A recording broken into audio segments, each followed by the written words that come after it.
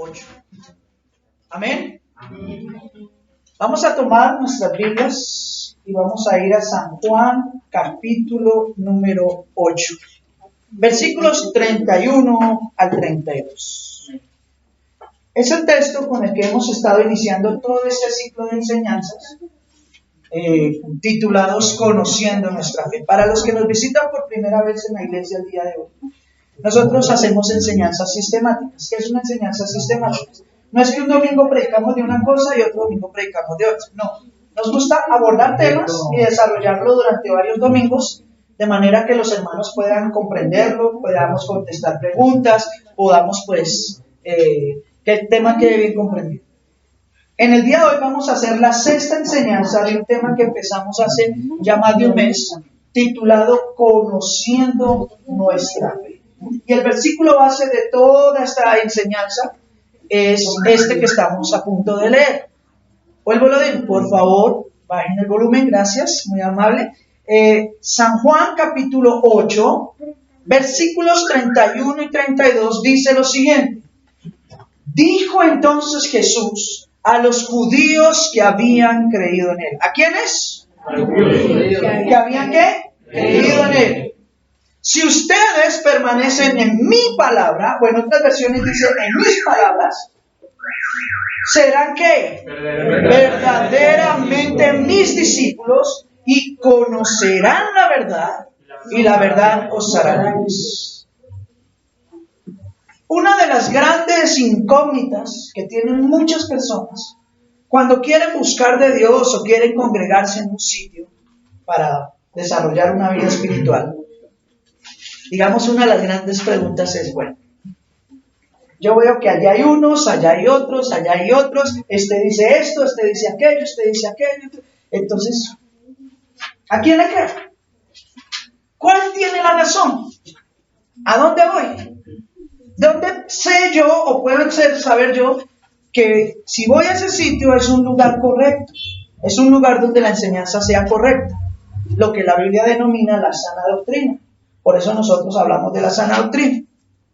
Y entonces a través de las 5 enseñanzas que anteriormente ya se han dado, que para los que no saben esas se graban y quedan ahí en el canal, por si las quieren ver, ahí están en el canal. Entonces empezamos a mirar datos interesantes primero de la fe. Luego revisamos los 7 periodos generales de la iglesia. Y en las últimas 3 enseñanzas, la tercera, cuarta y quinta enseñanza, revisamos lo que eran las iglesias históricas. ¿Por qué es importante que conozcamos todo eso? Porque la iglesia que nosotros, el tiempo en el que estamos hoy en día, el tiempo de la gracia, y sobre todo el tiempo que nos ha tocado vivir, esta iglesia moderna, tiempos modernos de tecnología y todo, tristemente, muchas congregaciones, muchos movimientos cristianos han distorsionado su fe. Han empezado a enseñar cosas que no son. Y lo peor de eso es que no son ni siquiera posturas de ellos, sino que cuando tú revisas la historia te das cuenta que eso ya fue propuesto o enseñado por personas en la antigüedad. Entonces son las viejas costumbres que vuelven a ser parte del medio de la iglesia. Y conociendo nuestra fe nos ayuda porque Jesús dijo acá, en San Juan capítulo 8, dijo entonces Jesús a los judíos que habían creído. Esperemos lo siguiente, estas palabras que siguen a continuación no son para todo el mundo. Son para aquellos que realmente creen que Jesucristo es el Señor y Salvador del universo. Una pregunta técnica que yo podría hacerles a cada uno de ustedes el día de hoy. Levante su mano, de los aquí presentes, ¿quiénes creen que Jesús es su Señor y su Salvador? Amén. Amén. Pero, oh sorpresa, que muchas personas no lo creen. Ni diciendo ser cristianos. ¿Por qué, mis amados hermanos?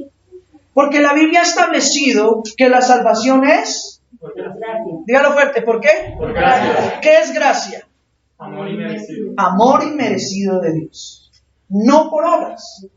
Para que nadie se gloríe. Eso dice Efesios capítulo 2, versículo 9. Porque por gracia sois salvos, y esto no depende de ustedes, pues es un don de Dios. El versículo 9 dice, no por obras para que nadie se gloríe. El apóstol Pablo a Timoteo le dice que Dios nos salvó, no por obras de justicia que nosotros hubiéramos hecho, sino por la renovación de su Santo Espíritu, por su gracia inmerecida. Y toda la Escritura nos enseña eso. Y este mensaje que da la Biblia es muy diferente al que en muchos lugares se está enseñando. Tú te salvas si usas la falda hasta acá.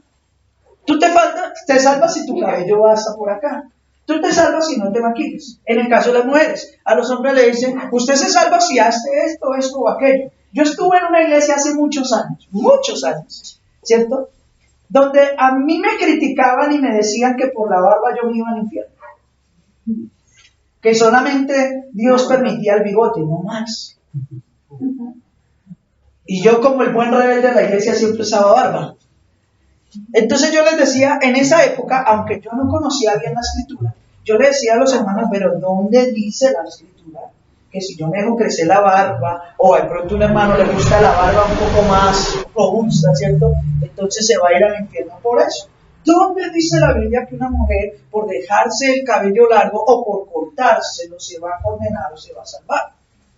Y entonces, cuando usted empieza a recibir las respuestas de estas clases de personas, son respuestas subjetivas. Es decir, el texto bíblico nunca dice eso literalmente, no lo dice por ningún lado. Ellos empiezan a sacar conclusiones basadas en sus propios razonamientos y en lo que entiende de ciertos versículos, muchas veces alejándolos de la realidad. Por eso es tan importante que el que se quiera acercar a Dios conozca su fe. Y lo hablábamos. Si tú hablas con un musulmán, una persona que cree en el Islam y cuyo Dios es el Alá, ¿cierto? Y su libro guía es el Corán. Cualquier musulmán con el que usted hable, que sea un verdadero musulmán, usted le dice, ¿por qué creen esto? ¿Por qué creen aquello? Y ellos le dicen absolutamente por qué lo creen, basados en qué, le citan los textos de su libro sagrado de memoria, se los citan. Y realmente procuran vivir la fe y el adoctrinamiento que tienes. Si tú vas a... Esperemos que pases de la música. Aquí hay mucho joven con actitud positiva y grandes bables. Gloria a Dios. Y si tú vas y hablas con otros, por ejemplo, un budista. Bueno, usted es budista, sí, yo soy budista. ¿En qué cree? Yo creo en esto, ¿por qué? Por esto. Los libros sagrados nuestros dicen esto. Nuestros profetas o líderes decían esto. Y casi todo el mundo que practica o desarrolla una fe o creencia o ideología,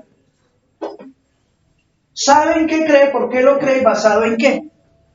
Y la sorpresa mayor es que cuando uno va y habla con los cristianos, cuando usted le dice, ¿usted por qué cree en Cristo? Porque sí.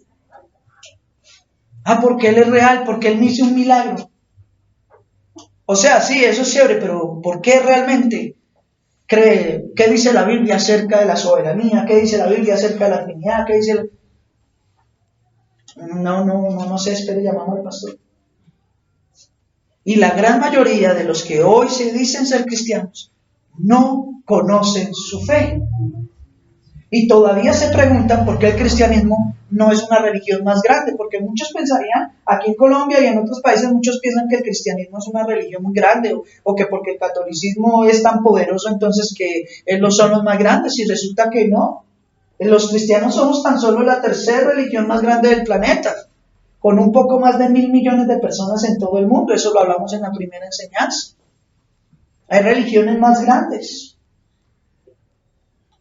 y que están abarcando mayor parte del mundo. Y nosotros los que creemos en Cristo, en el único Dios verdadero y en su poderosa palabra, la realidad es que la gran mayoría del pueblo cristiano desconoce su fe, desconoce la historia de su iglesia, desconoce el por qué se formaron hoy tantos movimientos, tantas cosas. Y por eso es que hemos venido enseñando estas cosas. Es importante que conozcamos nuestra fe. Primero, para saber si vamos por el camino correcto, si estamos en un lugar de sana doctrina. Y segundo, para procurar no cometer los errores que otros por ignorancia cometieron en el pasado y que costó vidas, costó divisiones de iglesia y muchos problemas que hasta el día de hoy están alcanzando a las comunidades cristianas. ¿Amén? Amén. Quiero empezar en esta hora, con esta charla de Conociendo Nuestra Fe, es esta parte, dándoles algunos datos interesantes. Un dato que estuve estudiando y me pareció interesante. Muchos hablan acerca de que la Biblia es prohibida en muchos países. ¿Sabe usted qué países prohíben la Biblia? Corea del Norte. Corea del Norte, China, ¿quién más? ¿Nadie más? Países africanos. ¿Quién más? En Israel no la prohíben. En Estados Unidos. Tampoco. Bueno, quiero darles un datico. El escalafón de los primeros 7 países donde se prohíbe la Biblia y donde usar la Biblia le puede producir a usted muerte, cárcel y torturas y bueno, un poco de cosas. En el escalafón mundial, el primer país en prohibir Biblias o el uso de la Biblia es Arabia Saudita, por si lo quiere anotar. Arabia Saudita, una nación islámica muy poderosa, ¿no? Por el petróleo y todo eso. No se permiten las Biblias en ese país porque es un país totalmente musulmán. Los pocos cristianos que hay en este país, para congregarse, tienen que hacer algo llamado reuniones ultra secretas. Ultra secretas. Ellos manejan algo que se llama la iglesia subterránea, la iglesia que no se ve. Son cristianos que nadie sabe que son cristianos porque donde sepa que son cristianos, los matan. En Arabia Saudita, el uso de la Biblia, predicar de Cristo, da pena de muerte, por si no lo sabían. Es el primer país. El segundo, lo mencionaron aquí, Corea del Norte. En Corea del Norte, la adoración y la idolatría es hacia el gobernante. En este caso hay un señor llamado Kim Jong-un. Él es el dios de esa nación, por si usted no lo sabía, ¿cierto? Y él es la tercera generación de una familia que instauró que la adoración debía ser a ellos y absolutamente a nadie más. En Corea del Norte, quienes usen o sean encontrados con una Biblia sufren de prisión, torturas y la muerte, no solo para ellos, sino para sus familias. Sí, señor, gracias. A sus familias. Permítame, Pablo. Nosotros tenemos el gran privilegio de tener este libro en nuestras manos, este precioso libro. Y nadie nos impide tenerlo aquí, en este lado del mundo. En este país, cualquiera puede comprar, leer y estudiar una Biblia. Quiero ir adelantándoles algo. En los países donde se persigue el cristianismo y donde la Biblia es prohibida, como la Biblia es tan prohibida, los hermanos estudian profundamente los escritos sagrados, se los aprenden de memoria y luego destruyen las Biblias. Y toda la palabra la consignan ¿dónde? En su mente y en su corazón. Como la Escritura dice. Moisés le dijo al pueblo antiguo en Deuteronomio que las palabras del Señor había que atarlas ¿dónde? A la mente y al corazón y ponerlas por obra y práctica diaria. Pablo en el Nuevo Testamento dice, la palabra de Dios more en abundancia o abundantemente ¿en dónde? En vuestros corazones, en el interior suyo. Toda la Escritura es inspirada por Dios y útil para redarguir, para corregir e instruir en justicia.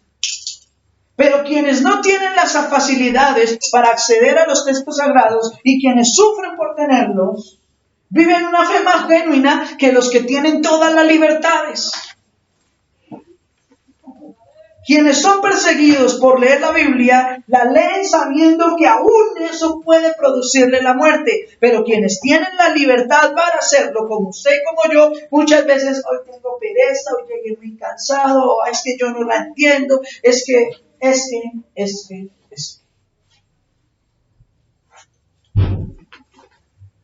Si nosotros somos cristianos, debemos practicar las palabras de Cristo. Ustedes serán verdaderamente mis discípulos si permanecen en mi palabra. Pero permanecer en la palabra significa leerla, estudiarla, escudriñarla y no solo eso, ponerla por obra y práctica en nuestro diario vivir. Muchos piensan que son cristianos porque asisten a la iglesia, porque son los que más cantan en las alabanzas, o porque a veces algunos piensan que van súper bien con el Señor porque quizás son los que más aportan en medio de una iglesia. No. Otros piensan que son súper cristianos porque oran y ayunan como los ayunos de Jesús y de Daniel, 40 días, 40 noches. No. Pero eso no es ser cristiano, pastor. Orar, cantar, ayunar, congregarnos. No. ¿Y entonces qué es? Hace parte de sus deberes como cristiano. Disciplina. Hace parte de sus deberes como cristiano. Un estudiante no es estudiante porque vaya y se siente en un colegio todos los días. Un estudiante es estudiante porque hace parte de una institución y se somete y cumple con unas leyes y ordenanzas que hay allá. Entonces, cuando el estudiante hace sus tareas, cuando el estudiante realiza las actividades, cuando el estudiante se sabe comportar y se sujeta a lo que le ordenan en el colegio, él es estudiante no porque haga estas cosas, sino porque estas cosas son sus deberes como estudiante. De la misma manera, el cristiano es cristiano cuando se somete a la palabra y entiende que las disciplinas espirituales son eso, disciplinas. Yo oro, yo canto, yo ayuno, yo me congrego, yo hago todo lo que el Señor me ordena porque es mi deber como cristiano. Y es tan solo una parte muy mínima de lo que implica ser realmente cristiano. Si usted va a Gálatas capítulo 5, versículos del 19 en adelante, la palabra habla de las obras de la carne y del fruto del ¿qué? Dígalo fuerte, ¿el fruto de qué? Del Espíritu Santo. Y ahí te dice lo que es ser verdaderamente cristiano. El verdadero cristiano manifiesta en su vida el fruto, un único fruto del Espíritu Santo. ¿Y cómo se manifiesta ese fruto? Ahí no dice orando, cantando, ayunando, leyendo Biblia. Ahí dice a través del amor, del gozo, de la paz, de la paciencia, de la bondad, de la benignidad, de la fe y de la mansedumbre y la templanza. Y dice ahí al final, y contra tales cosas no hay ley. Si vivimos por el Espíritu, dice el apóstol Pablo, andemos también por el Espíritu. Los que estamos estudiando el libro de Romanos en los discipulados, ya miramos hace 15 días cuando el apóstol Pablo habla en Romanos capítulo 8, dice que vivir en el Espíritu implica no vivir en la carne, sino haciendo lo que el Espíritu nos ha mandado hacer. Porque muchos cristianos oran, cantan, ayunan, hacen de todo y visualmente parecieran ser los supercristianos. Pero sus corazones, en su corazón no hay gozo, no hay paz, no hay amor por sus semejantes. No hay benignidad. ¿Sabe qué es la benignidad? Ser bueno. Señor. Benignidad. La gentileza. Es decir, que uno sea bien conocido, amable, una persona gentil. Pero hay cristianos a los que uno les va a hablar y parece que siempre que contestan con 2, 3 piedras en las manos. Miran feo, prejuzgan. Muchas veces hay cristianos que se creen que ellos son súper espirituales y a todos los demás los miran como pecadores, ¿no?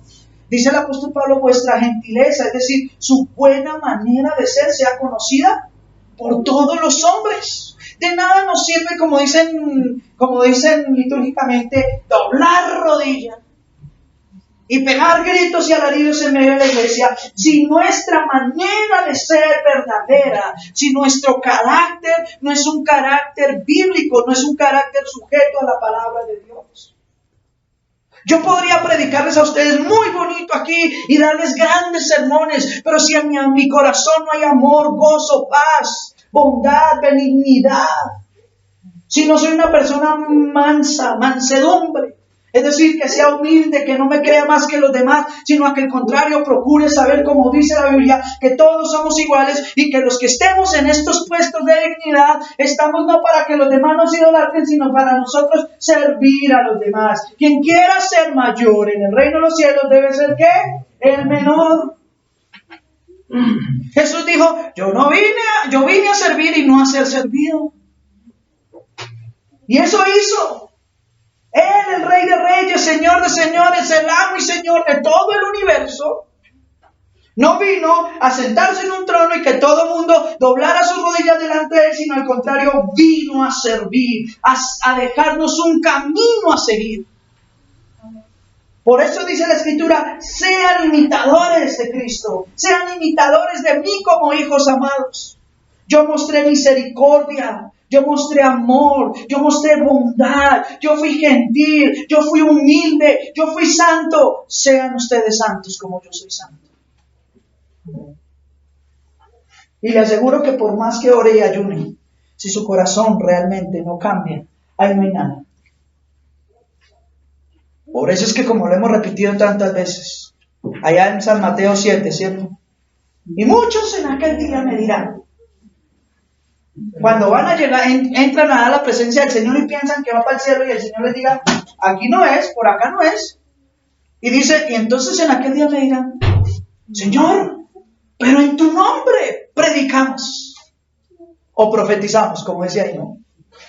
Pero en tu nombre hicimos milagros. En tu nombre echamos fuera demonios. En tu nombre hicimos esto y aquello. ¿Y qué les dirá el Señor? Apartados de mí, hacedores de maldad, y lo peor es, nunca los conocí. Es decir, que aunque ustedes llevaron 30, 40 años en la iglesia, nunca fueron mis hijos. ¿Por qué? Porque vivían de fachada. Pero mi Espíritu Santo no moró en ustedes y por eso en ustedes nunca hubo amor. ¿O por qué cree que tanto se resalta? Usted lea la Escritura en el Nuevo Testamento y se resalta muchas veces la palabra amor no fingido. Porque hoy muchos abrazan, dan palmaditas, pero es fingidamente, buscando tristemente el lucro, las ganancias deshonestas. Pero nosotros no debemos actuar así. Acuérdense que en Hechos capítulo 2, anoten esta cita porque es una cita muy fundamental para nosotros cristianos. Hechos capítulo 2, en el versículo número 42, hermano Robinson, por favor, no lo leo, el primero que lo encuentre, léalo. Hechos 2:42. Y perseveraban en la doctrina. Eso, léalo fuerte. Y perseveraban en la doctrina de los judíos, en la comunión unos con otros, en el partimiento del pan y en las oraciones. Gracias, mi hermano Pablo. Hechos 2:42 nos presenta en ese solo versículo el modelo de lo que debe ser una iglesia sana, de cómo debemos comportarnos como cristianos. Y dice Hechos 2:42 que lo primero que los hermanos hacían era, la primera iglesia, perseveraban, se mantenían firmes y unánimes en las doctrinas ¿de quién? En las enseñanzas ¿de quién? Dígalo fuerte, ¿de quiénes? ¿De cuáles apóstoles? De los que hoy están por allá diciendo que dan cobertura, que buscan plata, que hacen pactos, que supuestamente hablan con Dios. De los verdaderos apóstoles del Señor. Un verdadero apóstol y siervo del Señor habla las palabras de Cristo, no sus palabras. Un verdadero hijo de Dios, es decir, si usted y yo queremos decir que somos hijos de Dios, no debemos vivir conforme el mundo nos diga, conforme inclusive mi pastor de la iglesia o mis hermanos me digan, sino conforme la santa palabra de Dios me ordene. Ustedes serán verdaderamente mis discípulos si permanecen en mi palabra. La versión católica, algunas de las versiones católicas dicen este texto, si son fieles en todo a mi palabra. ¡Wow! ¿Si son qué? Fieles en todo. Y perseveraban en la doctrina de los apóstoles. ¿En qué más? En la comunión unos con otros. ¿Qué quiere decir comunión? La unidad, el compartir, la integración. No es que llegó el hermano y la hermana y lleva, no sé, un año ahí sentado en la iglesia y nadie se sabe el nombre de él. Nadie sabe sus necesidades. Yo varias veces les he dicho, hermanos, ¿qué cristianos son ustedes? No, súper bien. Dígame, a ver, hermano Robinson, dígame el nombre de todos y cada uno de los niños que hay en la iglesia, de los que hoy vinieron. Pues Paula, que es mi hija. Pastor, sus hijos, Brian y Ara, sí, el resto de la iglesia.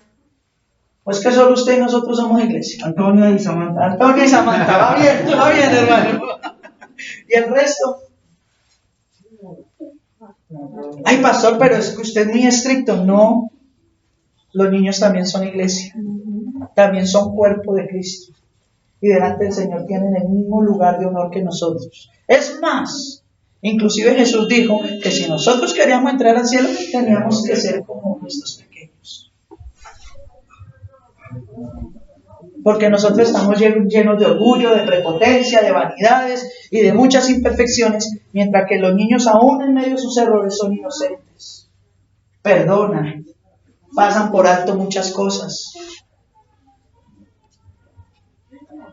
¿Se da cuenta de la realidad del cristianismo que necesitamos empezar a vivir? La comunión, saber quiénes son sus hermanos. A medida que la iglesia crece, para mí se vuelve un poco difícil, soy honesto. Pero yo procuro mantener una relación con todos los hermanos que llegan, comunicarme, pues si bien no todos los días, pero al menos que cada hermano, cada persona de la iglesia sepa que al menos uno lo llama, se interesa, está ahí pendiente de ellos. Pero tristemente, y como a mí me pasó, una vez fui a una iglesia a pedir la ayuda de un pastor y me dijeron que sacara cita. Y fui a sacar la cita y que la cita era para 15 días. Y yo con el problema urgente, y fuera de eso no era con el pastor, sino con un líder. Y mucha gente en las iglesias no se saben el número de celular de su pastor, no saben dónde vive. Por ahí un hermano me dijo que ella que vio en televisión, en los testimonios de unos hermanos de otras congregaciones, que la casa del pastor de la congregación era santa y por eso no podía entrar nadie allá porque se contaminaba.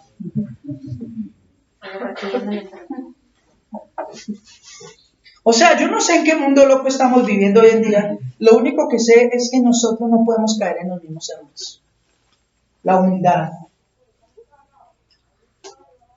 La humildad, hermanos. Ser imitadores de Cristo. No pretendan ser como otros hombres que lo único que hacen es vanagloria, prepotencia. No, hermanos. Miremos a Cristo. ¿Qué dice Hebreos 12? 1 en adelante. Por tanto, ustedes, teniendo alrededor de ustedes tan gran nube de testigos, ¿cierto? Despójense de todo peso y pecado que los asedie y corran que con paciencia la carrera que tienen por delante. Busquen la cita, Hebreos 12:1. Puesto los ojos ¿en quién? Jesús. Ya lo fuerte, ¿en quién? En Jesús. ¿En el hermano Ravisa? No. ¿En el pastor Adrián? No sé, en la hermana Gloria ya, no. En el que sale en la radio, en la tele, no. Puestos los ojos ¿en quién? En Jesús, el autor y consumador ¿de qué cosa? De la fe. Es decir, en el único que dio su vida por la salvación de nuestras almas. Puestos los ojos en Él. Porque cuando miramos al hombre, nunca vamos a seguir a Cristo. Cuando confiamos en el hombre, seremos defraudados. Pero cuando miramos a Dios, nunca seremos defraudados. Y tendremos en Él una esperanza de vida eterna. La garantía y salvación de nuestras almas. Otros países, Somalia, en África, sí señor, son musulmanes. Allá solamente el 0.01% de la población es cristiana. Y tienen que hacerlo a escondidas. Allá los persiguen. Allá en Somalia hay un grupo extremista islámico llamado Al-Shabaab, que son los que persiguen y controlan el territorio de Somalia y persiguen a los cristianos, a los católicos, a todo el que sea otra fe. Tremendo. Afganistán. Que ahorita se nos metieron los talibanes, que un islam extremista, bueno. Pero Afganistán hasta el día de hoy ha sido una nación donde se prohíbe hablar de Cristo y de la palabra de Dios. Y esos que hoy en día están siendo perseguidos por los talibanes, ellos perseguían y han perseguido durante años a los cristianos. Los han matado, los han torturado, los tienen en cárceles. En Libia, donde una de las prácticas de los libios, aparte de todo eso, dice que tienen abusos extremos y violencia extrema en contra de los cristianos. Imagínate, aquí hay no lo sé mencionar bien, Uzbekistán. Uzbekistán, que también profesan el Islam. Es un país de Asia Central. Dice que son muy severos. Muy severos. Sus leyes son muy severas en contra de los cristianos.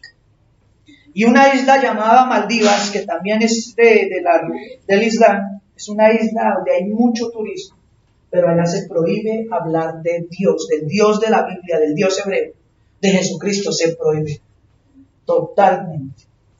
Y que en esa isla solo se le permite practicar su fe a los que son extranjeros y viven por alguna cuestión allá, pero en religiones muy reservadas y solamente ellos y su familia. Es decir, nadie de esa isla, ningún miembro de esa nación puede ser cristiano porque a ese lo matan, le hacen de todo.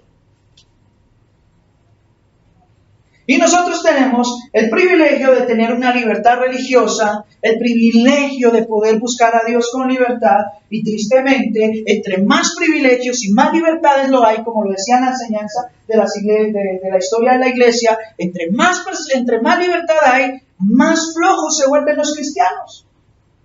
Menos oran, menos cantan, menos ayunan, menos leen la Biblia, menos se congregan.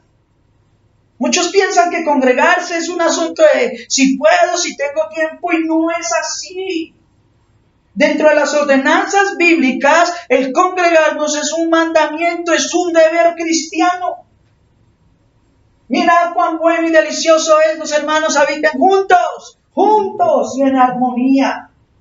Las iglesias del Nuevo Testamento, todas las iglesias que usted encuentra en el Nuevo Testamento, estaban en medio de unos ambientes políticos donde el cristianismo era perseguido y aún así se reunían y masivamente. Y ojo a esto, no lo hacían cada domingo. Ahí en Hechos, donde estamos leyendo, usted va a leer ahí, siga leyendo, se reunían todos los días.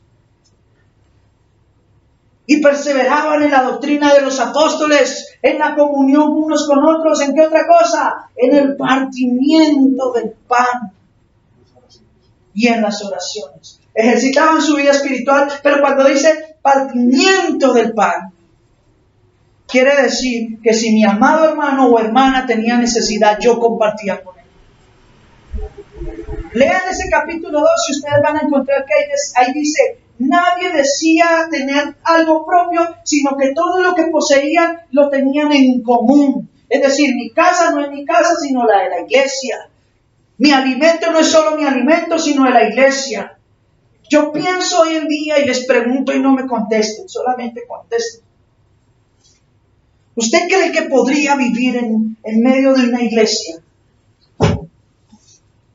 donde usted tenga que decir: nada de lo que tengo es mío, sino es de todos los de la iglesia?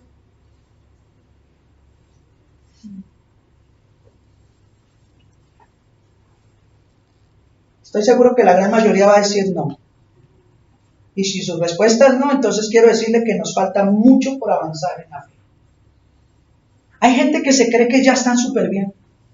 Y el día de ayer fue, hermano, antier, hablaba con mi hermano Robinson en una reunión que tuvimos y yo le mostraba una cita bíblica donde dice que la palabra de Dios y el establecimiento de ancianos es para corregir lo que está deficiente en medio de las iglesias. Toda iglesia, toda congregación tiene deficiencias, tiene cosas que mejorar, restaurar o quizás cambiar.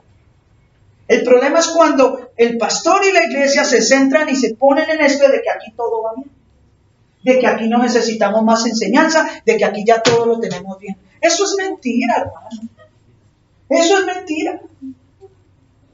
Necesitamos empezar a corregir las cosas que son deficientes, aún en medio de nosotros que procuramos hacer las cosas bien. Nuestra congregación necesita cada día formarse de una manera mejor en el camino del Señor. Puntos como estos.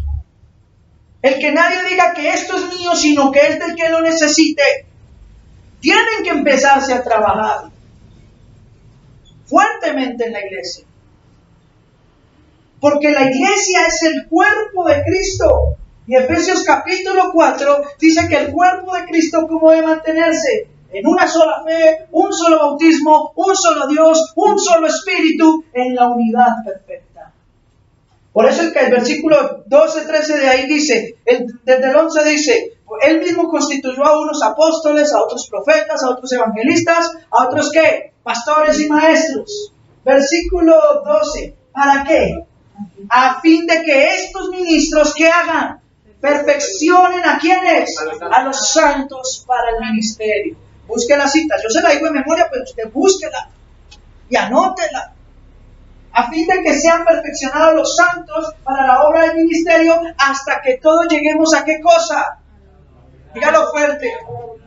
Muchos dicen a la unidad, o si saben que la unidad cuesta. Hasta que todos como iglesia logremos, si es posible, llegar a la unidad de la fe. Pero nadie hoy puede decir que está en la unidad perfecta de la fe. Pero tenemos que cada día trabajar hasta que, si Dios lo permite, podamos llegar a él. ¿Amén? Amén. Hermanos, nosotros terminamos hace 8 días con lo de las iglesias históricas. Y entonces nos empezamos a dar cuenta que las iglesias históricas no son las que nosotros conocemos. Hoy en día usted ve por radio y televisión nombres de iglesias, pastores famosos, y uno pensaría que esos son los super guau. Resulta que no. Ni nosotros, teniendo buenas intenciones de hacer una congregación cristiana, nosotros aquí tenemos un nombre, Adoración Viva, pero nosotros no somos una iglesia histórica. Somos una congregación cristiana que procura seguir la verdad. Y ya nos dimos cuenta que las iglesias históricas desde el año 1500 hasta los 1800 o 1900 pasaron una serie de historias, y eso que hablamos tan solo como 6 o 7 de las más importantes, no de todas. ¿Usted se ha preguntado cómo llegó el cristianismo protestante aquí a Colombia? ¿Sabe usted qué cosas pasaron en estos últimos 150 años aquí en Colombia para que nosotros podamos tener libertad de cultos? ¿Lo sabe o no lo sabe? Porque si usted no lo sabe, hermanos, es importante que lo sepa, y segundo, que reflexione sobre cómo puedo yo hablar de mi fe y del cristianismo si ni siquiera conozco su historia. El típico caso de casi todo cristiano. Terminan agarrados y peleando por pastores, por nombres de iglesias, por posiciones personales, sin siquiera saber de dónde viene el asunto, cómo fue, quién lo impulsó, sin siquiera saber nada de esto. Muchos hoy en el cristianismo actual se hacen llamar carismáticos, otros pentecostales. ¿Usted sabe qué significan esos términos? ¿Una iglesia de sana doctrina debe ser carismática o pentecostal? Muchos dicen, no, pues si no conoce el término, ¿cómo puede definir si sí o si no? Quiero hablarles rápidamente de algunas cosas bien interesantes, mis amados hermanos.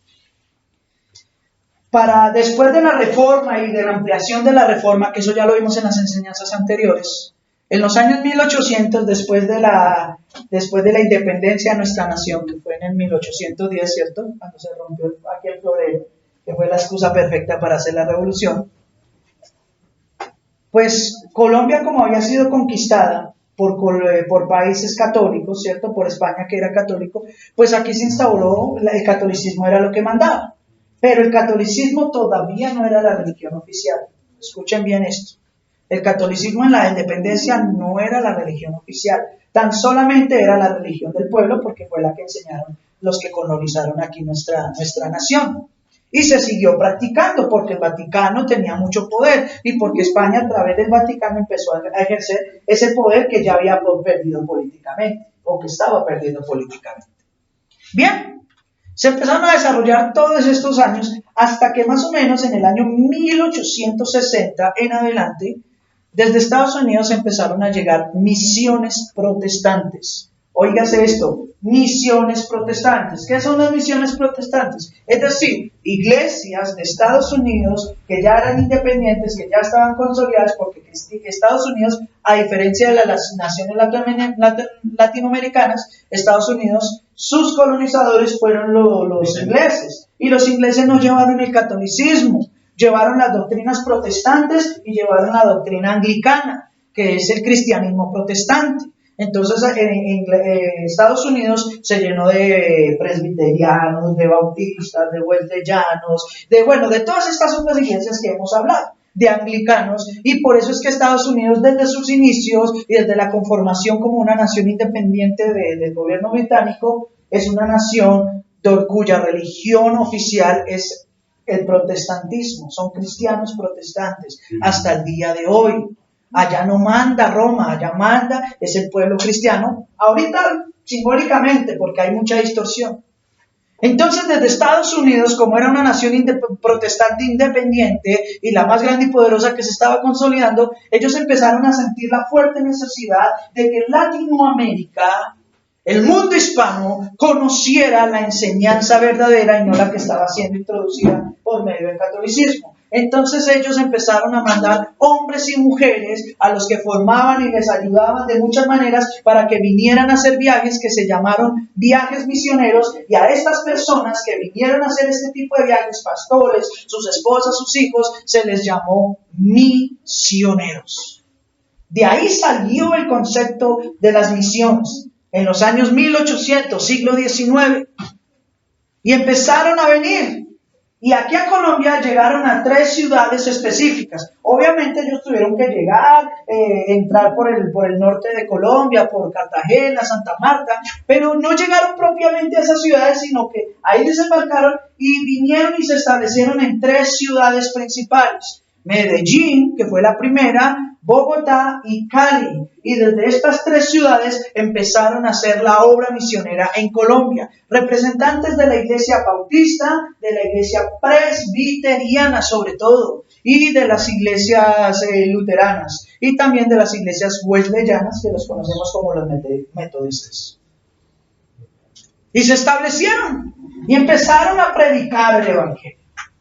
Y como el evangelio fue algo atractivo para la nación colombiana, para muchos, entonces muchos empezaron a congregarse, a escuchar a los misioneros, y esto ocasionó que empezara en Colombia a haber un gran problema político. Escúchenme bien, político. ¿Por qué? Porque los políticos se dieron cuenta que los cristianos cada día empezaban a ser más. Para esos años, escúchenme bien. Y entonces ellos dijeron, bueno, esta gente trae una religión que para nosotros es nueva o diferente. El catolicismo empezó a llamar a los cristianos protestantes y a los misioneros como sectas, como herejes. Empezó toda una campaña de desprestigio y empezó a impulsar el que se persiguiera y que no se permitiera hacer nada de reuniones. Pero como ellos no eran la religión oficial, no tenían el poder suficiente para poder involucrarse en estos asuntos. Lo que sí empezaron a hacer fue decirle a los gobernadores de aquellas épocas lo siguiente: miren, nosotros el catolicismo somos una sola iglesia y estamos unidos. Eso es una mentira, porque en las primeras enseñanzas nos dimos cuenta que el catolicismo está dividido en 3 o 4 ramas, ¿no? Los ortodoxos, los católicos anglicanos, están también los católicos musulmanes y están los católicos romanos. Y cada uno tiene su papa y sus líderes y sus... ¡Wow! ¿Cómo así? Sí.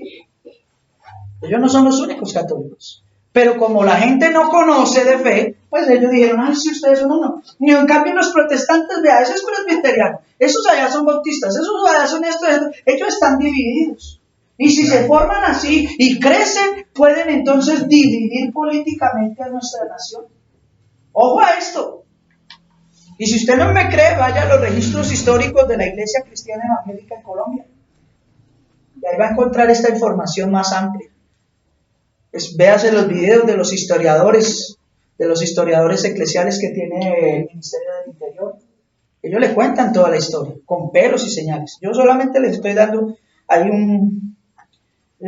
algunos datos importantes.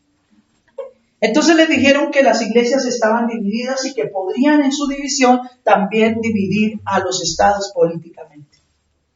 Y esta nación nueva que estaba empezando a consolidarse, no le convenía que políticamente la nación se dividiera en pensamientos distintos. Y entonces, en el año, escúchese bien, en el año 1887, Colombia, los políticos colombianos hicieron un contrato con Roma, con el Papa, ¿cierto? Allá con el Vaticano. Hicieron algo que se llama el concordato entre Colombia y Roma, para que desde ese año en adelante Colombia se volviera un estado confesional católico apostólico romano. Es decir, que desde ese año en adelante Colombia se consolidó como una nación cuya religión oficial era el catolicismo. Pero en ese concordato se infirió que el catolicismo tenía que tener no solamente poder religioso, sino también poder político en medio de la nación. Y después de eso se empezó a perseguir mucho el cristianismo en Colombia y en Latinoamérica, porque otras naciones también adoptaron el catolicismo como su confesión de fe, se volvieron estados confesionales católicos y se empezó a perseguir mucho y se hablaba mucho de que los cristianos estaban esparcidos, que estaban divididos porque cada quien predicaba algo. Entonces eso produjo que todas estas asambleas misioneras que venían a Colombia y a Latinoamérica hicieran en el año ya les digo aquí, en 1916, anoten esa fecha, 1916, las iglesias cristianas hicieron una gran asamblea en la ciudad de Panamá. Una gran asamblea entre todas las iglesias, sin importar el pastor, la denominación, el lineamiento, el pensamiento doctrinal. Hicieron una gran asamblea en la ciudad de Panamá en 1916, es decir, hace 105 años. Y en ese congreso proclamaron la unidad eclesial. Es decir, que sin importar que unos fueran bautistas, otros presbiterianos, otros luteranos, ellos tenían que presentarse ante los recién conversos o ante estas naciones a los que se les estaba presentando el Evangelio como una iglesia unida, la unidad eclesial. Y entonces, en ese congreso apareció el término más usado para describir a los cristianos en Latinoamérica. El término evangélico. Anótelo, porque hasta ese año no se usaba el término evangélico para nombrar a los cristianos. Y no fueron los de afuera los que nos nombraron a nosotros evangélicos, fueron los mismos cristianos. Escuche bien. En esa asamblea ellos dijeron, y cuando nos pregunten a nosotros qué nosotros somos, digámosles que somos evangélicos. ¿Por qué? Supongan que el hermano Robinson es presbiteriano, suponga que el hermano Marco es luterano, suponga que yo soy calvinista, suponga que el hermano aquí Cristian entonces es metodista. Entonces cada quien llegaba y decía, yo soy de esto. Ya nadie llegaba y decía eso. ¿Usted qué es? Robinson decía, yo soy evangélico. Usted decía, yo soy evangélico. Yo decía, yo soy evangélico. Usted decía, yo soy evangélico. Entonces, sin importar la denominación, los nuevos creyentes se daban cuenta que todos hablaban de un solo término y de una unidad en la fe. Y de ahí nació el término evangélico, que obviamente viene de nuestra fe en los evangelios, que son los libros que nos hablan de la vida y obra de Jesucristo. Quien diga que no es evangélico no quiere estar con Dios, sencillamente. Nosotros somos evangélicos. Nació el término evangélico, de ahí nació el término evangelista, porque hasta ese momento no se usaba el término evangelista. Yo quiero ser evangelista porque la Biblia lo dice, sí, pero en la historia de la iglesia nunca usaron el término evangelista. Lo usaron fue aquí hace apenas 105 años en Panamá, para hablar de los que predicaban la palabra de Cristo, la verdadera palabra del Señor. Y el término evangelical, que significa la unidad eclesial. ¿Amén? Y así empezó a formarse. ¿Dónde nació lo de aleluya y pandereta? Vamos para allá, el aleluya y el pandereta. Porque las iglesias cristianas hasta esa época, porque eran dirigidas por iglesias históricas, las iglesias históricas, para los que no saben, casi no usan la pandereta, casi no gritan, no hacen aleluya, son más reservados, más calmados. Resulta que a inicios del siglo XX, en Estados Unidos, hay un evento que ustedes pueden investigar para que se documenten un poco más, que se llamó el avivamiento de la calle Azusa. ¿Sí? El avivamiento de la calle Azusa, así como suena, con Z al principio, Azusa. Ahí había un señor llamado, permítame, William Seymour. Él era de raza negra, de condición muy humilde, era analfabeta, es decir, él no sabía leer ni escribir ni nada de esto. Pero él empezó a estudiar la palabra de Dios. Cuando empezó de pronto a entender la escritura, él empezó a predicar, a conocer la escritura, a meterse mucho con Dios, a entender. Él no tuvo directamente una posición doctrinal. Yo estoy con estos, con aquellos. No, él empezó a predicar lo que a él le parecía conforme a la escritura. Una de las particularidades que ustedes se van a encontrar cuando hagan el estudio, si lo hacen, de William Seymour, es que el hombre, antes de predicar, digamos, ahí se sentaba en la silla y se ponía una caja de madera sobre la cabeza. Y se ponía a hablar en lenguas y a orar allá dentro de esa caja, mientras pasaban las alabanzas, y todo el mundo esperaba que no. Cuando el hombre se quitaba la caja de la cabeza y se paraba, toda la iglesia quedaba en silencio, él se paraba y empezaba a hacer su enseñanza. ¿Qué es lo importante de esto? Más allá de la enseñanza del hombre, es que en ese momento empezó a pasar algo con él, y en ese lugar, la calle Azusa, en Estados Unidos, que nunca se había visto a tales proporciones en Estados Unidos ni en el mundo eclesiástico entero. De ese momento, el tipo empezó a orar por milagros, y empezaron a pasar milagros creativos. Se tienen testimonios registrados allá en la historia, de que uno de los primeros milagros que pasó fue que un hombre llegó sin un brazo. Y él empezó a orar y que en menos de 10 segundos, mientras él oraba, el brazo volvió y le creció. Obvio, esto impactó a mucha gente. También se tienen testimonios de los que alcancé a mirar, de un hombre que llegó con sus entrañas casi por fuera y empezaron a orar por él y le bajaron la camisa, pues pusieron la mano ahí y empezaron a orar por él, y cuando volvieron a levantar la camisa estaba sellado totalmente, y cosas semejantes a estas. Empezó una cuestión con los milagros, pero milagros creativos, de una manera impresionante. Y como William Seymour empezó a hablar mucho en lenguas, ¿cierto?, dentro de su caja, entonces esa práctica de hablar en lenguas se empezó a regar por toda la iglesia, a tal punto que cuando llegaban ya no había casi predicación, sino todo eran lenguas y milagros. Inclusive hay testimonios, ¿no? Hay testimonios de que se veían en sus reuniones una columna de fuego, y que muchas veces tuvieron que llamar a los bomberos porque pensaban que la casa se estaba quemando, y los bomberos llegaban y no. Y a usted le parece extraño, pero son documentos registrados en la historia de Estados Unidos y que usted puede entrar a investigar personalmente. Fue tal la magnitud de este evento que esto produjo lo que se denominó un avivamiento. De ahí, de ese evento en la calle Azusa, se empezó a usar el término avivamiento, que se refiere a la expansión o a la explosión de un momento a otro del evangelio y de los creyentes. Obviamente, al ver milagros y cosas sobrenaturales, empezó a llegar muchísima gente de toda clase social, de toda etnia, de cualquier tipo de formación intelectual, ricos, pobres, formados, no formados, blancos, negros, todos, y se formó una expansión impresionante. Y a eso se le llamó el avivamiento de la calle Azusa.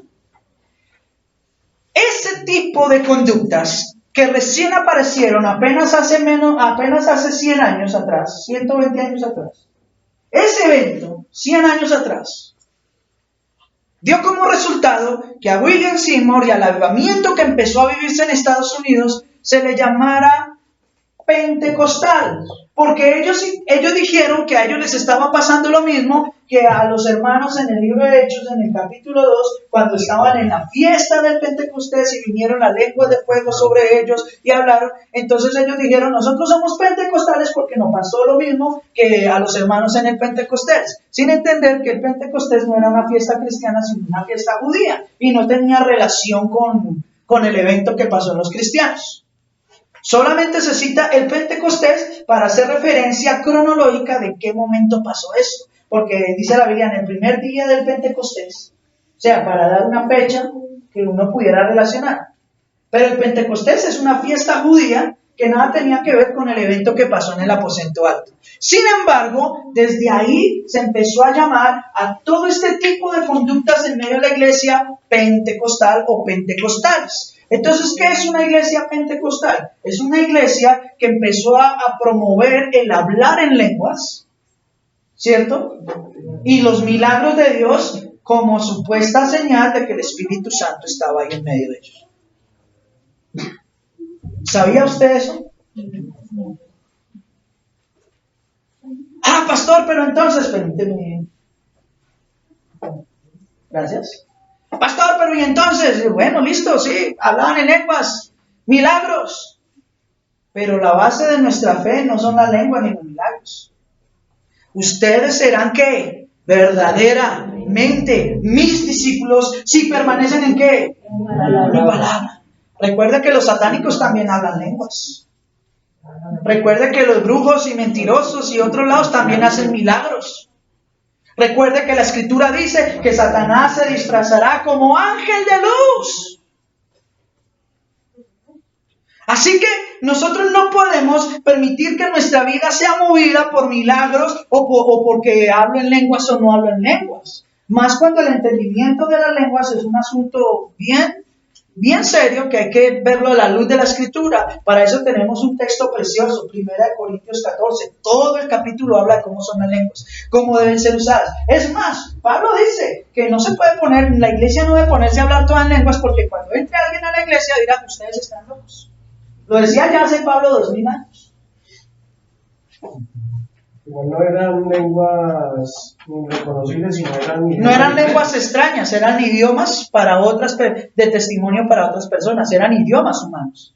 Pero bueno, eso ya es un asunto que estudiaremos en otra enseñanza, aunque los hermanos ya lo conocen. Ahora bien, no va a quedar con eso. Gloria sea al Señor. Ahora bien, después de ese movimiento que empezó a coger y se mantuvo muy fuerte hasta más o menos los años 50 o 60 de nuestra era, y empezó ¿en dónde? En Estados Unidos, ¿cierto? En los años 80, 70 y 80, el cristianismo empezó a modernizarse. ¿Qué es a modernizarse? Es decir, a incurrir fuertemente en la radio y en la televisión. También en la cuestión de las alabanzas de los cantantes, que hoy le dicen salmistas, y ojo a esto, no son salmistas, porque salmistas eran los que escribían esos pasajes en la Biblia, ¿cierto? Los salmos. Ahora bien, cuando empieza el evangelio a modernizarse y a incurrir en los medios digitales, empieza a haber un reconocimiento mayor y un auge mayor del cristianismo en Latinoamérica y en Estados Unidos. Porque ya era más visible, porque ya habían pastores predicando, y ya se empezaron a hablar mucho acerca de los evangelistas, Billy Graham, entre otros muy reconocidos de esa época, donde empezaron a hacer eventos masivos al aire público, llenaban estadios, coliseos, y se empezó a predicar la palabra de una manera muy fuerte, y empezó mucha gente a llegar al cristianismo, sobre todo en Estados Unidos y en los países latinoamericanos. Como aquí en Latinoamérica se hace todo lo que en Estados Unidos se hace, entonces se empezó a copiar el mismo modelo, ¿cierto? Gigi Ávila y entre otros. Y para los años 90, el cristianismo ya había incursionado en todas las áreas digitales del mundo, y obviamente en Colombia y en Estados Unidos. Alrededor del año 1994 se empezó a formar en algunas iglesias y a través de algunos pastores un pensamiento de que ya no bastaba con ser evangelistas, porque en ese momento ser evangelista era lo máximo. Primero ser pastor era lo máximo. Luego ser misionero era lo máximo. Luego ser pastor pentecostal de fuego, de lenguas, de milagros, era lo máximo. Ya no era eso. Entonces ahora lo que mandaba era el evangelismo. Ser el evangelista, porque ese era el reconocido, el que llenaba estadios. Pero cuando empiezan a decaer los evangelistas, empiezan en 1994 en Estados Unidos también a aparecer pastores que empezaron a plantear un nuevo ministerio o una nueva, digamos la nueva forma de hoy para la iglesia, y empezaron a hablar acerca del apostolado y de la profecía, el movimiento apostólico y profético. Y ese movimiento apostólico y profético tomó mucha más fuerza en los años 2001-2002, cuando ya empezaron a hacer sus concilios, y hasta el día de hoy, 21 años después, 20 años después, estamos viviendo algo que se llama la era de los apóstoles y de los profetas. o de la era de la apostolitis y de la profecía, ¿cierto? Ya hoy hombres y mujeres de Dios no quieren ser pastores, no quieren ser ministros, no quieren servir. Ahora todos quieren ser apóstoles y profetas porque hace 20 años a alguien le pareció que así era. Y con la llegada de estos tiempos apostólicos, se empezó a introducir y a hablar muy fuerte de un término llamado carismático. Carismático. ¿Qué es carismático? Que siempre está alegre. Por ahí va el asunto. ¿Que siempre está qué? Pastores más accesibles al pueblo. ¿Por qué? Porque los pastores pentecostales de antaño, los pastores pentecostales, aunque Dios los usaba en milagros y bueno, y hacían todas estas cosas, ellos eran pastores muy serios, muy bien formados. Eran pastores de corbata, de seriedad, de todo. O sea, ellos no admitían ciertas cosas del medio de la iglesia. Pero como el apostolado propone, entre una de sus prácticas más comunes, es el libre crecimiento, entonces empezaron a idear nuevas formas de hacer las iglesias más grandes. ¿Por qué? Porque entre más gente, más plata les llega. Tristemente esa es la realidad de quien piensa así. Y entonces empezaron a decir que como la palabra gracia en griego viene de carisma, ¿cierto? Amor inmerecido, gentileza y todo eso, y también carisma se relaciona con el gozo del Señor. Entonces dijeron, nosotros somos pentecostales porque hay milagros, hablamos en lenguas, pero vamos más allá, vamos a ser carismáticos. Es decir, que la iglesia vea, que la gente que llegue a nosotros vea una imagen joven, radiante, gozosa, el pastor de sonrisa oreja a oreja, que no importa el pecado con el que vengas, así eres bien recibido, y por eso hoy hay cantidad de gente en unas condiciones de vida tremendas predicando en los púlpitos, y se empezó a mover a crear el movimiento carismático, que no es diferente del pentecostal, sencillamente le metieron más cosas, le cambiaron la cara al pentecostalismo. Por eso entonces hoy la gran mayoría de iglesias son pentecostales y carismáticas, porque creen en milagros, porque hablan en lenguas y porque quieren mostrar una imagen de alegría y de gozo en medio de la iglesia. Y que todo es posible y que tú todo lo puedes. La cuestión es, ¿son estos lineamientos o pensamientos que desde los 1900 se propusieron, no solo en Colombia, sino en toda parte de Latinoamérica, bíblicos? ¿Es lo que realmente Dios quiere en la iglesia? ¿Es lo que realmente Dios quiere que usted y yo como cristianos seamos?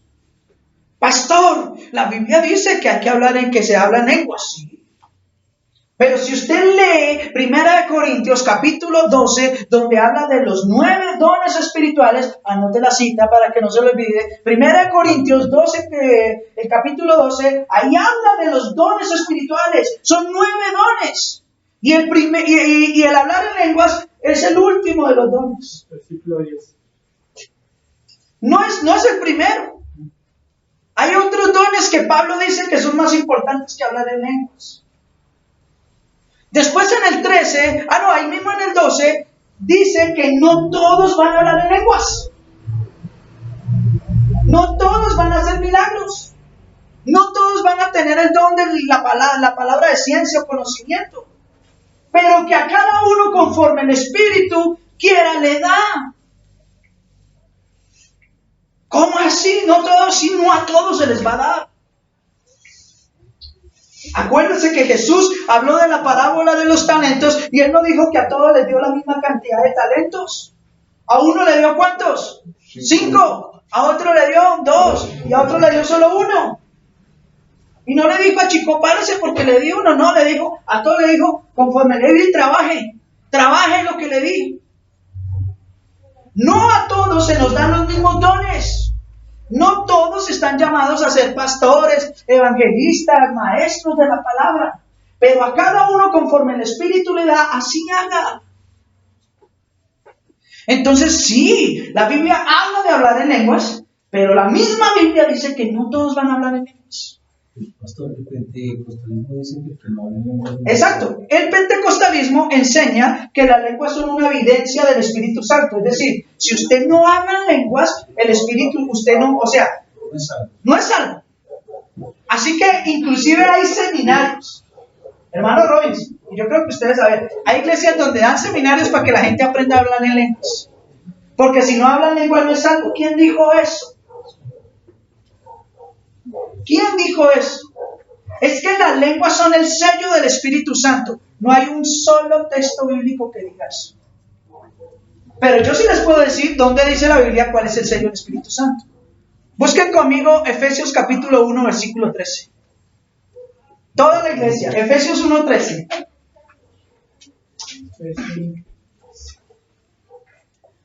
Y si menciona que es lenguas, pues lo creemos. Efesios 1, 13. Léalo fuerte, hermano Robinson, por favor.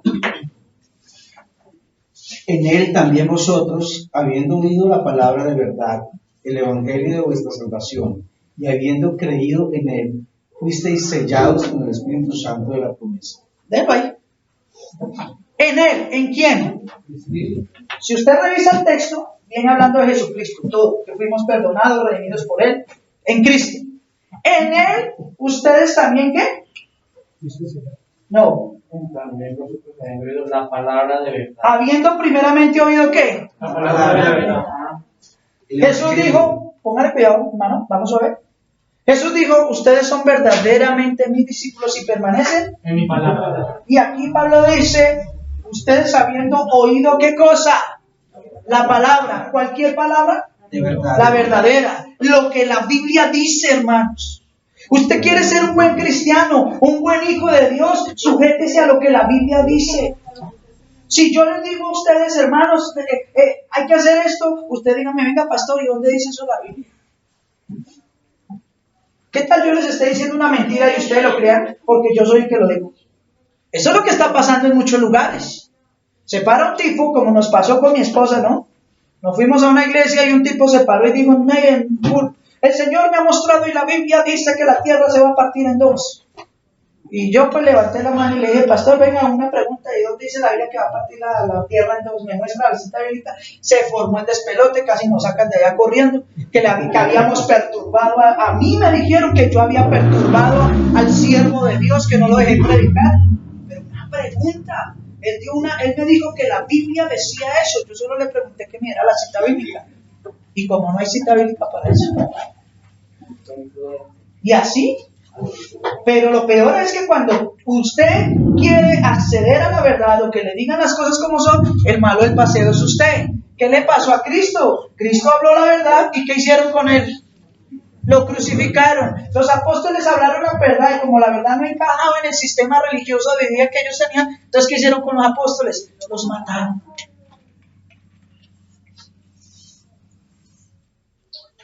Por eso la sana doctrina no es para todos.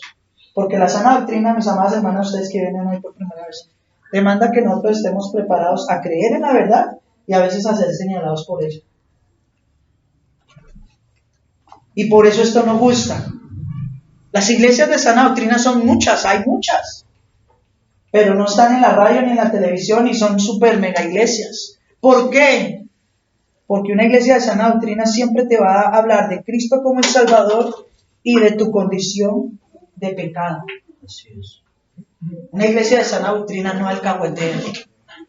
Un pastor serio de la palabra de Dios nunca va a hablar lo que a él le parece o lo que supuestamente recibió en un sueño o en una visión. Un pastor siempre de sana doctrina se va a parar siempre a hablar con la Biblia en la mano, como lo dice la Escritura. Y aquí dice, habiendo oído la palabra de verdad. ¿Qué más? El evangelio de ¿qué cosa?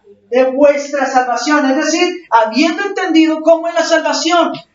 La gran mayoría de cristianos dicen que si usted hace esto o hace esto, se salva o se pierde. Mentira, porque la Biblia dice que la salvación es por gracia, no por obras. Entonces yo, como ya Cristo me salvó, yo puedo pecar, hacer lo que quiera. No. Porque Efesios 1, el 4 y 5 dice que a los que Dios llamó y santificó y escogió para salvación, los llamó para que fueran ¿qué? Santos y sin mancha. Es decir, que la conducta de un cristiano verdadero, que ha sido escogido por salvación, es que él procura vivir en santidad, apartado del pecado, aunque le cueste, hermano. No es fácil, pero ahí vamos. Por eso la Biblia habla de que nosotros los cristianos a diario tenemos una lucha entre nuestros miembros, porque el espíritu que mora en nosotros, ¿para dónde jala? Para arriba. Y el pecado que también mora en este cuerpo, ¿para dónde tira? Para abajo. Y esa es nuestra lucha. Y hace parte de la vida cristiana. Pero el que ha sido escogido para salvación luchará siempre por buscar la santidad. Amén. Amén. Ahora bien, sigamos. Habiendo escuchado el evangelio, la palabra de verdad, el evangelio de vuestra salvación y habiendo creído en él. Fuisteis sellados con el Espíritu Ahora Santo. cuidado, ¿qué es creer en Cristo, hermano? Creer en Cristo. Yo creo en Dios, yo creo. La gran mayoría dice creer en Dios. Creer en Dios no es solamente publicarlo con los labios. Si usted cree en Cristo, sigue sus pisadas. Es un discípulo, obedece. Si la Escritura dice, haz esto, yo no me pongo a decir, ay, no, yo lo hago. Eso es creer. Y ahí sí dice que por tres cosas o evidencias prácticas en nuestra vida, escuchar palabra verdadera, habiendo entendido el Evangelio de nuestra salvación y por creer verdaderamente en Jesús, fuimos ¿qué? Sellados. Dice, ¿serán?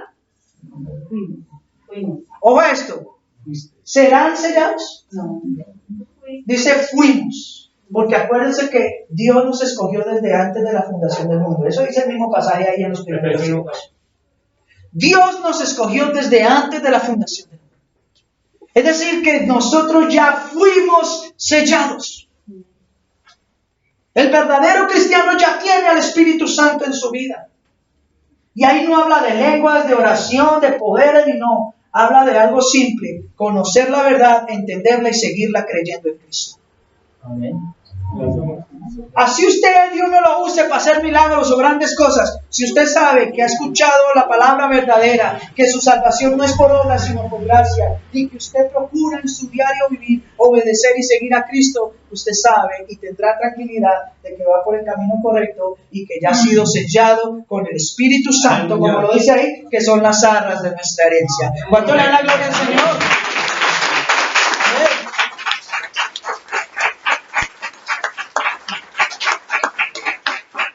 Termino con esto y les pido perdón que nos hemos excedido un poco de tiempo, pero no quiero dejar este último punto sin desarrollarlo y les pido paciencia, mis amados hermanos. El pensamiento carismático ha producido en miles de creyentes algo que se llama ignorancia espiritual.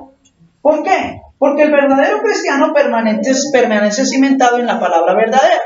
Mientras que la gran mayoría de cristianos o creyentes hoy en día, cuando viven su fe, no la viven por el conocimiento de la Escritura, sino por algo que se denominan las experiencias. Yo creo en Dios porque Dios me sanó. Yo creo en Dios porque anoche sentí que el Espíritu Santo vino y se sentó al lado de mi cama. Yo creo porque tuve una visión, un sueño, una revelación. Yo creo por experiencias. Hermanos, la gran mayoría de cristianos hoy viven más por experiencias y sentimientos que por la fe. Pastor, pero si Dios hizo ese milagro en mí es porque Dios me ama, porque yo soy su hijo. No necesariamente. Jesús sanó a 10 leprosos. ¿Los sanó o no los sanó? ¿Les cambió la vida? ¿Se la restauró? Sí. ¿Y cuántos buscaron de Dios? Ninguno. Uno solo. El que se volvió ya no era leproso. El que se volvió ya no era leproso, muy bien. Uno de ellos, solo uno de 10 volvió. ¿Cuánta gente llega a las congregaciones cristianas y Dios les hace milagros? Dios les restaura a los hogares.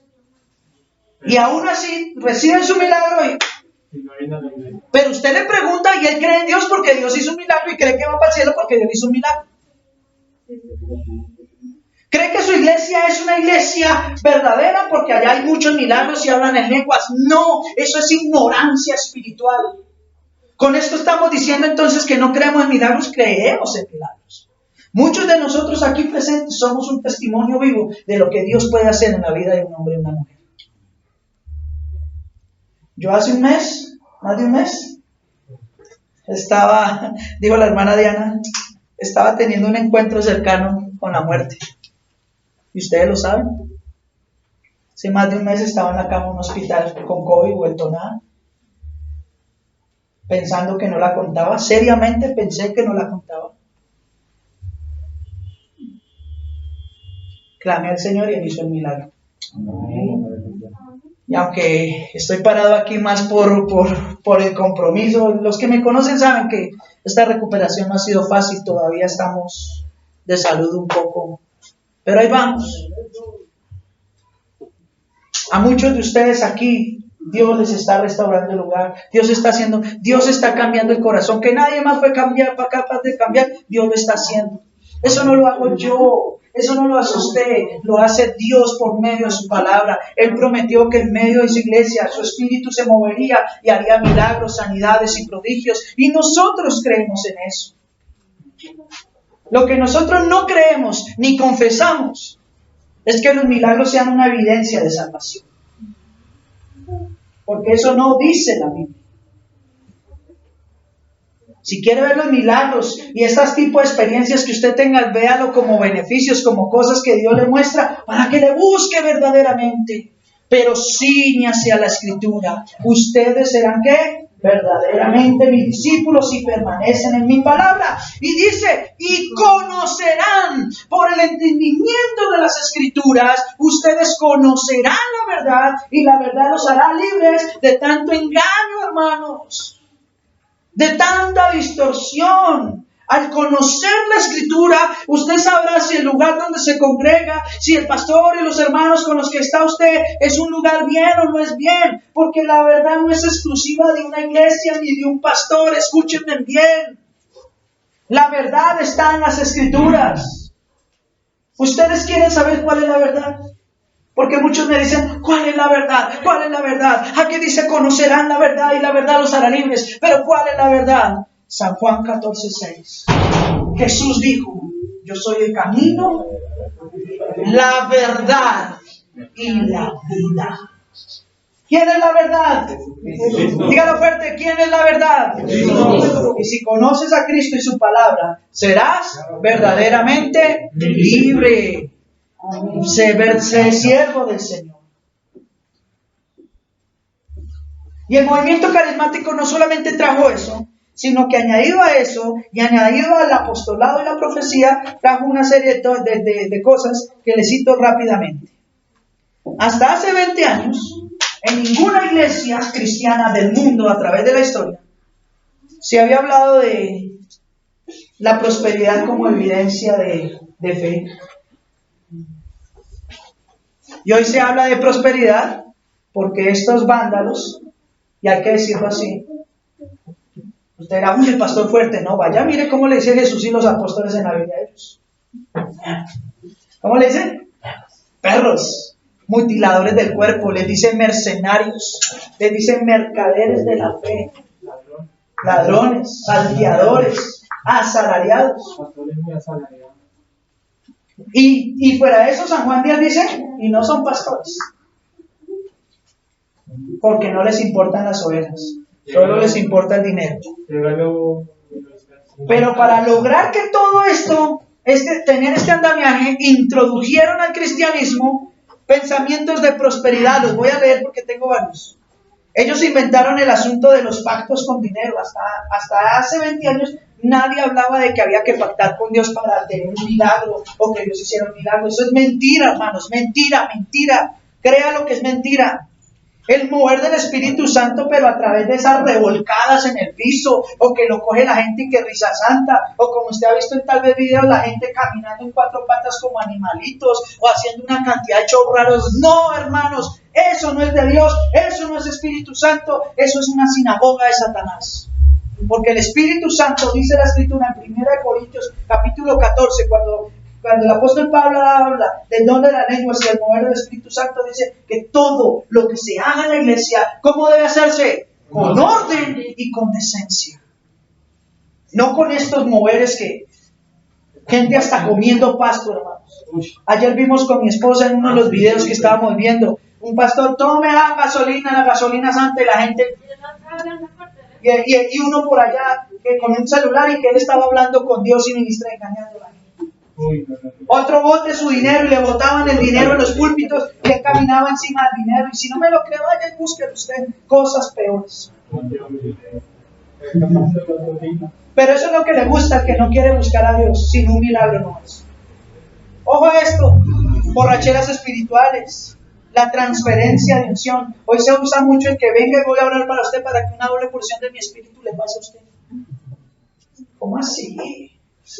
La Biblia no habla de niveles de unción. El que tiene el espíritu lo tiene, porque Dios no da el espíritu por medida. Eso dice el libro de San Juan. El que lo tiene y lo tiene completico. Amén. Amén.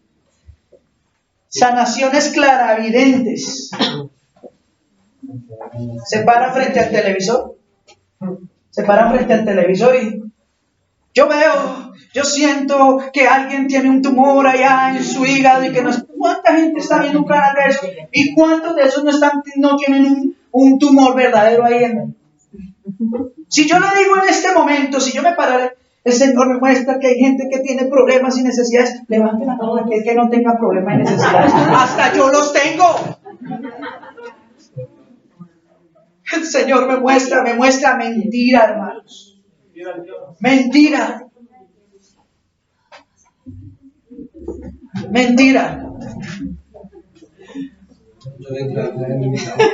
El yo declaro. Los famosos encuentros. Encuentros que ahora todos se encuentran en la iglesia. Eso es un modelo sacado de un grupo satánico, Illuminati, masón, los Opus Dei. Imagínense, toman modelos del satanismo de gente que odia literalmente a Dios y los pasan. Porque en los encuentros muchas veces hacen fogatas y que quemar papelitos y no sé qué. Eso todo es un modelo de los satanistas. Y los cristianos practicando eso. Es que usted necesita tener un encuentro con Dios. A mí alguien me dijo una vez, si usted no va al encuentro no puede ser líder. Y digo, ¿por qué? Usted necesita tener un encuentro con Dios. O sea que los 13 años que yo llevo cristiano nunca he tenido un encuentro con Dios. Usted quiere tener un encuentro con Dios, lea la palabra. Madrugue, ore, sea fiel, sea obediente a la Escritura y no solo se encontrará con Dios, sino con todas sus bendiciones. Amén. Gloria sea al Señor. Y termino con estas, la profecía. Pero la profecía va acompañada de dinero, ¿no? Dios me manda a decir, Lorena, Dios te manda a decir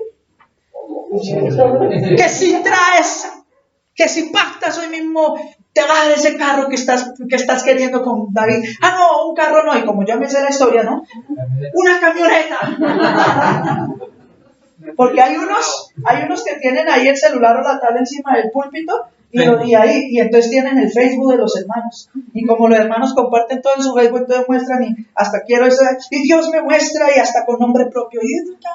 Y la gente, oh, sí. En engaño, hermanos. Eso no es de Dios. Es más, ¿usted quiere saber qué Cristo nos mostró? Jesús no nos dijo Dios muestra. Jesús dijo, lo que viene para ustedes son hambres, terremotos, pestes, persecución. Pablo dijo en Efesios 5 que debemos ser diligentes y no andar como necios, aprovechando bien el tiempo, porque los días son ¿qué? Malos. Dios me muestra ya, Johnny, que vienen años de bendición en la gente, hermano. De la multiplicación, sí, tal vez porque viene otro bebé cambio. Willy, Dios me muestra multiplicación en tu hogar, claro, vienen 12 camiones. ¿Así? No, hermanos, ¿cómo me voy a poner yo a decirles? El Señor me muestra que vas a tener una vida larga y próspera, y resulta que Dios ya ha decretado que este año muere de COVID. ¿No? Le pasó a la hermana Marcela, y sin ánimo de... ¿sí? ¿Cuántos de nosotros íbamos a pensar que este año, menos de un mes, íbamos a perder a nuestra hermana Marcela? El día que yo entré al hospital, ella también entró al hospital. Por la misericordia de Dios yo salí y ella no. ¿Y ustedes creen que yo tenía en mi mente que iba a perder a mi hermana y que hoy no la íbamos a ver entre nosotros? Nadie tiene la vida comprada, hermanos. Dios tiene señalado el día y el lugar de nuestra habitación y los límites de nuestra habitación. Y sobre esa voluntad no hay nada. Créale a la palabra. que es más fácil, es más práctico, es mejor, es seguro. Y el crecimiento, la cobertura. Ese tema de la cobertura espiritual se lo inventaron ellos, porque ellos quieren apoderarse de todo el mundo cristiano. Lo decía hace 8 días en la enseñanza. Los políticos cristianos están haciendo en los planes de ordenamiento territorial leyes para acabar con todas estas iglesias y que si queremos seguir funcionando nos tengamos que adherir a ellos. ¿Pero sabe por qué adherir a ellas? Para que todos los recursos monetarios que podamos tener lleguen allá.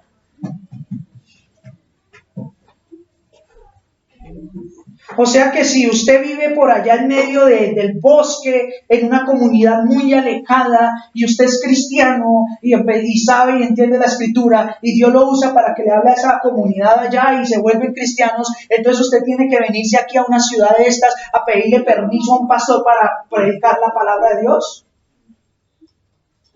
Es que yo no le di permiso, es que yo no lo ordené, yo no lo mandé.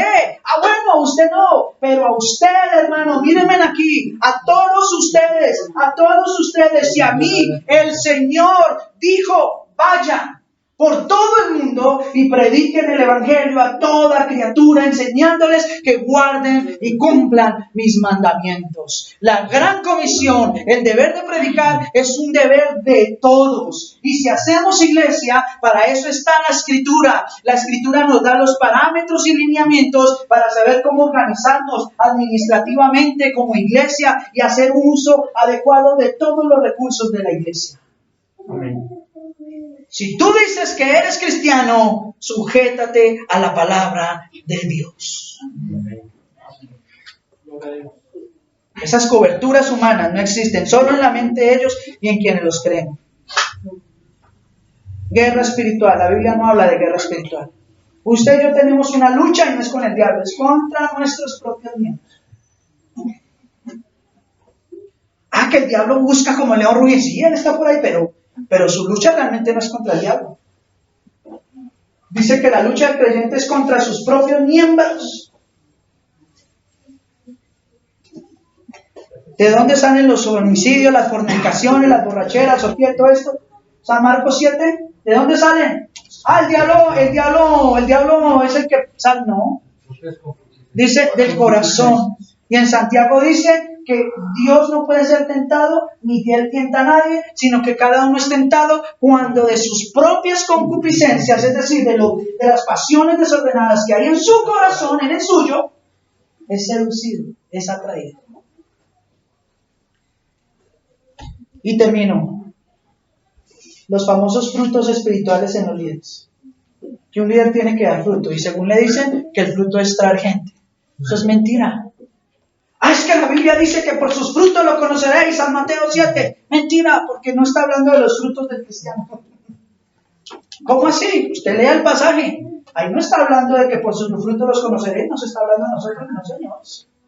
Porque los cristianos no tienen frutos, tienen un solo fruto, que es el Espíritu Santo.